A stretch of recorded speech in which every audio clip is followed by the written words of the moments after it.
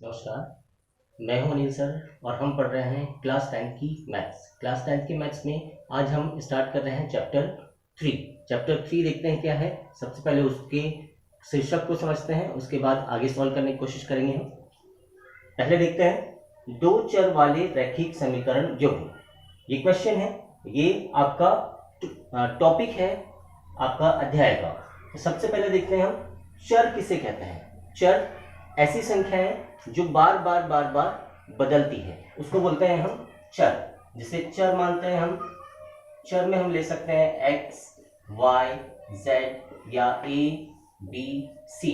इस तरह की जो संख्याएं हैं इसे हम कहते हैं चर, क्योंकि हम इनके कोई भी मान रख सकते हैं और किसी तरह के भी समीकरण हल कर सकते हैं। तो यहाँ पर चर आएंगे वाले दो चर वाले रैखिक समीकरण। अब रैखिक समीकरण क्या होते हैं? तो रैखिक समीकरण अगर यहाँ पर देखते हैं हम ax plus B equal to C, तो यहाँ पर ऐसे क्वेश्चंस जिसमें समीकरण पर एक की घात हो, जिस समीकरण पर एक की घात हो वो कहलाते हैं रैखिक समीकरण।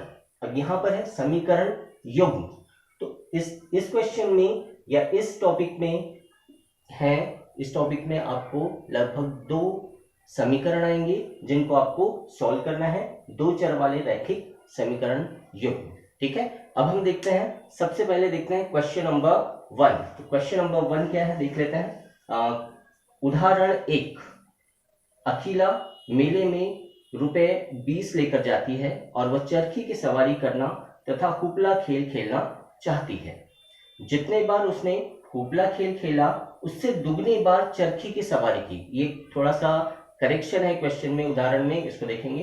इन स्थितियों को बीजगणितीय तथा ग्राफीय रूप में लिखिए, ये हमको करना है। तो इस उदाहरण नंबर 1 को हम देखते हैं। उदाहरण नंबर 1 को देखने के लिए हम सबसे पहले आपको ये एग्जाम्पल बुक से देखना है। सीधे हम स्टार्ट करते हैं उदाहरण 1। उदाहरण 1 में अखिला नाम की एक लड़की है। वो दो तरह के खेल खेलती है, चरखी और हुपला। एक बार चरखी खेलने का उसको लगता है, एक बार चरखी खेलती है तो उसको लगता है 3 रुपए, और एक बार हुपला खेल खेलती है, एक बार हुपला खेल खेलती है उसे लगता है 4 रुपए। ये हो गया। अब इससे हम समीकरण बनाने की कोशिश करेंगे। तो यहां पर और कुल कितना पैसा खर्च करती है? कुल पैसा खर्च करती है 20 रुपए इन दोनों खेल पर। तो यहां पर देखते हैं हम, यहां पर समीकरण बनाने की कोशिश करते हैं। मान लेते हैं चरखी उसने x बार खेला तो कितना हो जाएगा? ये 3x।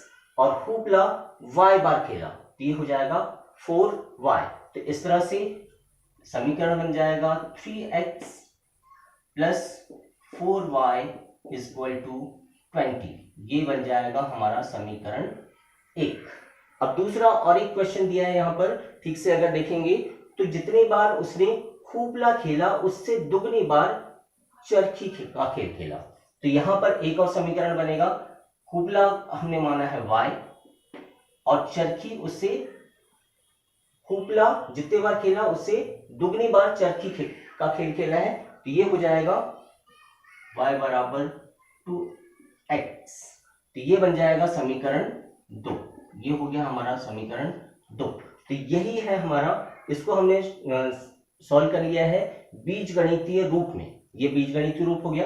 अब बीजगणितीय रूप को हमें शो करना है ग्राफ में बनाना है। तो ग्राफ के लिए सबसे पहले हमको इनके मान होगा, x का मान और y का मान। तो सबसे पहले समीकरण 1 हल करते हैं हम। समीकरण 1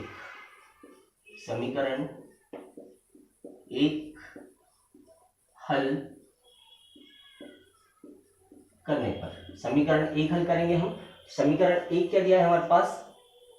3x धन 4y बराबर 20। अब यहां पर इन समीकरण में हमको x का मान रखना होता है तो y का मान निकलता है, या y का मान रखेंगे तो x का मान निकलता है। तो यहां मान लेते हैं हम इसी वे में सॉल्व करते हैं। कोई भी मान आप रख सकते हैं, x का मान कोई भी रख सकते हैं 1 2 3 4 5 या 0, y का मान भी कोई भी रख सकते हैं 1 2 3 4 5 या 0, लेकिन इस तरह से सॉल्व करते हैं कि पूर्णांक में हमारा आंसर है। तो यहां पर सबसे पहले मान लेते हैं, माना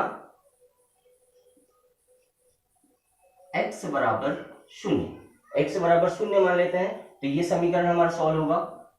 3x की जगह रख देंगे हम 0 धन 4y बराबर 20, ये हो जाएगा। तो 3 शून्य शून्य हो जाएगा, ये हो जाएगा 4y, क्योंकि ये पूरा शून्य से गुणा करेंगे शून्य हो जाएगा। 4y बराबर 20, तो y बराबर 20 बटे 4, 4 से इसको कट कर देंगे, कितना आ गया 5। x का मान 0, y का मान 5। इस तरह से हमारे पास एक समीकरण आया। x का मान 0 और y का मान 5। x का मान हम पहले रखते हैं, y का मान हम बाद में रखते हैं। फिर से लिखते हैं, फिर से दूसरी बार इसको सॉल्व करेंगे हम। यहां पर फिर से मानेंगे हम, माना अब यहां पर y का मान रखना है हमको, तो y का मान भी ऐसा रखेंगे कि वो 3 से काटने पर पूरी तरह से कट जाए। तो यहां पर y का मान रखेंगे हम 2, माना y बराबर 2, और फिर से इस समीकरण में रखेंगे हम, ये हो जाएगा 3x धन 4, y का मान हम रख रहे हैं 2 बराबर 20, ये हो जाएगा 3x धन 8 बराबर 20। 8 का पक्षांतर करेंगे इस तरफ, 3x बराबर 20 ऋण 8 बराबर 12 हो गया।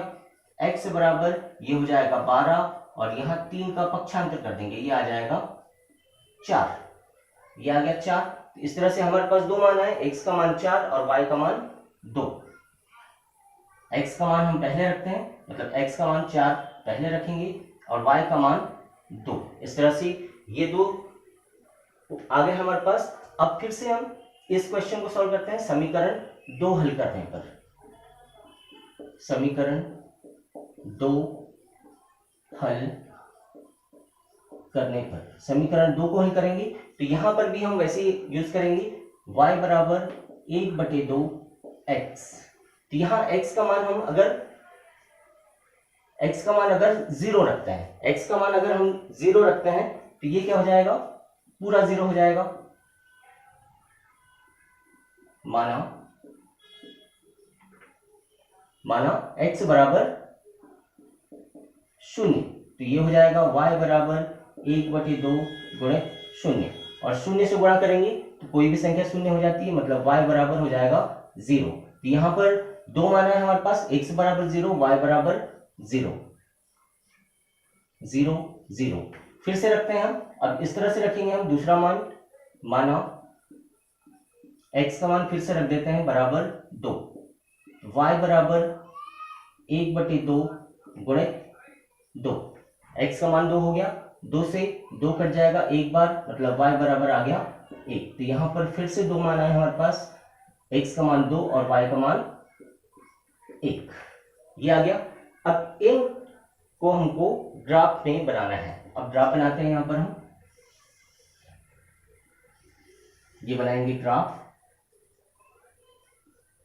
बनाएंगे। ये x अक्ष कहलाता है और ये कहलाता है y अक्ष। सबसे बड़ा पॉइंट यहाँ पर 0 5 है, तो 5 5 के पॉइंट्स बना लेंगे। ये मूल बिंदु कहलाता है। 1 2 3 4 5, 1 2 3 4 5, 1 2 3 4 5, 1 2 3 4 5। आपके पास अगर ग्राफ है तो यहाँ इसे आप ग्राफ पर बना सकते हैं, क्योंकि एग्जाम में आपको ग्राफ पेपर ही मिलेगा। तो फर्स्ट देखते हैं हम, यहाँ x 0 y 5, x 0 है और y 5 है, ये पूर्णांक आ गया हमारा। तो यहाँ पर आ जाएगा इस पॉइंट के पूर्णांक है 0 और 5। फिर है 4 और 2, x 4 है, 1 2 3 4 और y 2, ये y 2 यहाँ पर आ जाएगा। इस तरह से यहाँ पर इसका मान आया 4 और 2, 4 2 यहां से मिला देंगे हम, ये निकलेगा, यहां से जाते हुए निकलेगा एक ग्राफ। फिर से दूसरा देखते हैं, y x और y दोनों 0 0 हैं, ये 0 0 पॉइंट, और 2 और 1, x का मान 2 और y का मान 1, ये है।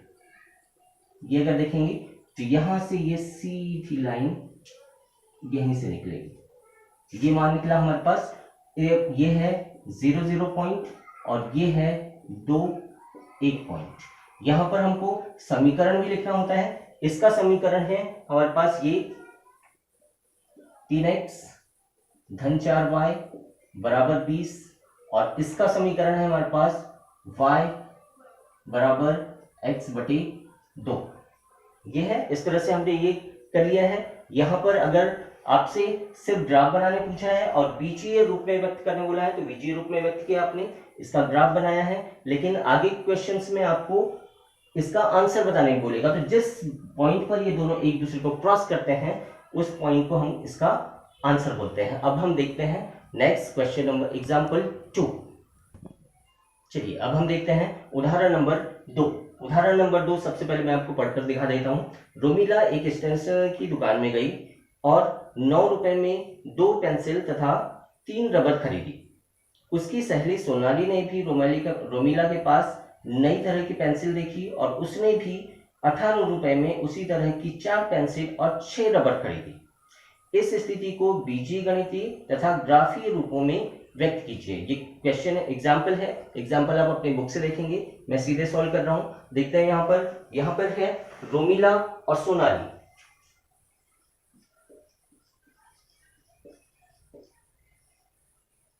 रोमिला ने 2 pencil 3 rubber, 2 pencil 3 rubber, 2 pencil 3 rubber 9 रुपए में खरीदा। और वहीं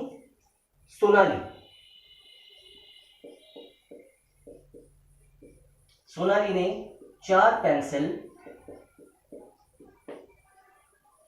6 रबर 18 रुपए में खरीदा। तो यहां पर देखेंगे हम, यहां पर सीधे सीधे हमारे पास 2 उदाहरण दिख रहे हैं, 2 समीकरण दिख रहे हैं। 2 समीकरण हम यहां पर देख सकते हैं। तो पेंसिल को मान लेंगे x, रबर को मान लेंगे y। पेंसिल x मान लेंगे, रबर y मान लेंगे, तो ये समीकरण हो जाएगा 2x धन 3y बराबर 9। वैसे ही यहाँ पर 4x धन 6y बराबर 18। ये हो गया समीकरण 1 और ये हो गया समीकरण नंबर 2। इस तरह से 2 समीकरण हमारे पास आ गए हैं। अब यहाँ पर सिंपल से हमको सॉल्व करना है, इनके पॉइंट निकालना है और ग्राफ बनाना है। ये हमने बीजीय रूप में व्यक्त कर दिया है। समीकरण 1 हल करते हैं। समीकरण 1 हल करने पर समीकरण 1 हल करेंगे। पिछले एग्जाम्पल आपने देखा है तो अब ये थोड़ा सा इजी लगेगा आपको। यहाँ पर समीकरण 1 हल करते हैं। समीकरण 1 लिखेंगे 2x धन 3y बराबर 9। फर्स्ट में हम x का मान 0 रख देते हैं सिंपल वे में। माना x बराबर 0, x बराबर 0 रख दिया हमने, तो यहाँ पर हो जाएगा 2x का मान 0 हो गया, 3y बराबर 9, तो 2 गुणे 0 0 हो जाएगा, तो यहाँ बच जाएगा सीधे 3y बराबर 9। तो y का मान आ जाएगा 9। 3 का इस तरफ पक्षांतर करेंगे, 3 तिया 9, ये आ गया 3। तो हमारे पास 2 पॉइंट आ गए हैं। x का मान है 0 और y का मान है 3। फिर से देखते हैं हम, फिर से यहाँ पर मान रखेंगे हम, तो यहाँ पर y का मान रखते हैं आप, माना y बराबर 1, y का मान 1 रख देते हैं। फिर से समीकरण लिखेंगे हमारे पास 2x धन 3y बराबर 9, y का मान 1 रखेंगे, ये हो जाएगा 2x 3 गुणे 1 बराबर 9। y का मान हमने 1 रख दिया है, मतलब ये 3 का 3 हो जाएगा। 2x 3 का इस तरफ पक्षांतर करेंगे, 9 ऋण 3 धन है, इस तरफ आके ऋण होगा, 2x बराबर 6 हो जाएगा और x बराबर 6 बटे 2, 2 से ये कट जाएगा, कितना आ जाएगा 3। तो x का मान हो गया 3 और y का मान हो गया 1। इस तरह से हमारे पास फिर से 2 पॉइंट मिले। अब हम समीकरण 2 हल करते हैं। समीकरण 2 हल करने पर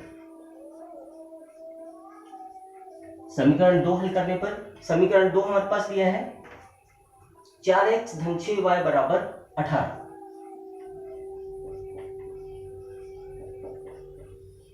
ये दिया है तो सबसे पहले हम x का मान फिर से 0 रख देते हैं।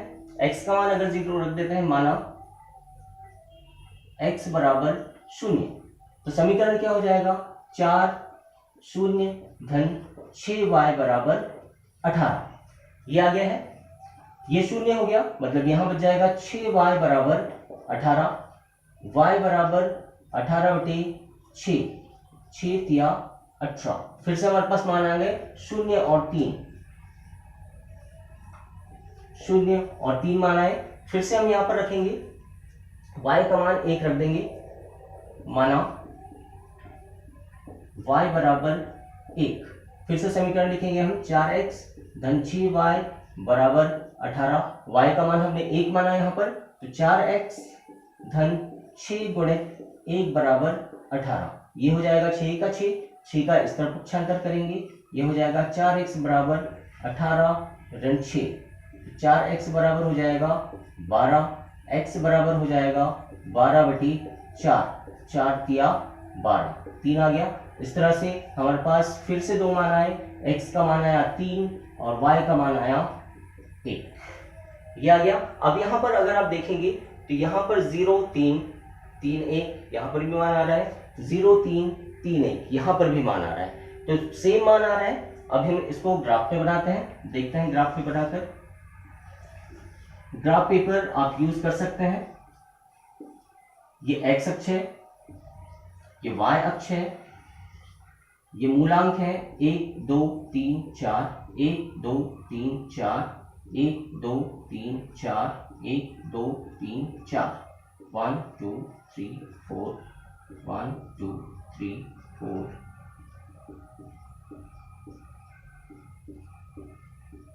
ये रख दिया आपने मान। अब यहां पर मान रखना है 0 3, x का मान 0 है, x का मान 0 है, y का मान 3 है, ये पॉइंट आ जाएगा 3 और 1, 3 और 1 ये आ जाएगा। इस तरह से ये बन जाएगा आपका लाइन, और यहां पर भी देखेंगे आप दोनों का मान सेम है, मतलब यहां पर समपाती रेखाएं बनेगी। ठीक है, इस तरह से हमने उदाहरण 1 और उदाहरण 2 कंप्लीट कर लिया है। अगर आपको वीडियो पसंद आया है तो शेयर करें, लाइक करें, सब्सक्राइब करें। Thank you.